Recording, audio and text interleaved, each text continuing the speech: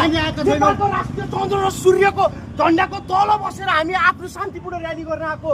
तर मेरो हातबाट चाहिँ तपाईँको नेपाल झन्डा यो पुलिसले ज्याजती गरेर नेपालको राष्ट्रिय झन्डा नै लिएर गएको छ। बेलुका आउनुहोस् अनि माग्नुहोस् अनि लिएर जाउनुहोस् रे। नेपालको झन्डा हामी लिन नपाउने सर। चन्द्र र सूर्य हो, विष्णु भगवानको अवतार। यो हामीलाई राजा चाहिन्छ भनेर हामीले शान्तिपूर्ण राजा गर्दाखेरि पनि हामीले किन बहिष्कार गरिन्छ? कोही एकजना मर्दैमा देश रहन्छ भने मलाई मारिदिनु। हामी छातीमा बोकेर हिँडेका छौँ। ए पार्टीका नेताहरू केन्द्री भाइ बहिनीहरूलाई रगतको होली खेलाएर त्यही माथि रगतमाथि लकपचिएर आज यो रोडमा शान्ति ल्याउनु पर्छ। तिनीहरूको आत्माले पनि शान्ति पाउनु पर्छ भन्दा मलाई यो देशको माटोको माया छ सर, माटोको माया छ। मलाई यो देशको माटोको माया छ।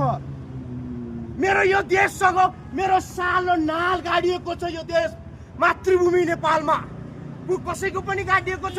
मेरो यो देशको माटोमा मेरो सानो नाल गाडिएको छ। प्रत्येक माटोसँग, प्रत्येक हिमालसँग, प्रत्येक ढुङ्गा, प्रत्येक पानीसँग मेरो सम्बन्ध छ। मेरो रगत बगिरहेको छ यो देशसँग। म कुनै पार्टीको झन्डा बोकेर आएको होइन सर। यो देशको चन्द्र र सूर्यलाई पार्टीको झन्डा बोक्ने हिजो अस्ति पार्टीको झन्डा बोक्ने रोड खाली थियो सर। पार्टीको झन्डा बोक्ने रोडमा हिँड्न पनि नपाउने एमालेका अरूको पार्टीहरूको कार्यक्रम गर्दाखेरि सर यो रोड खुला थियो। तर आज यो रोड खुला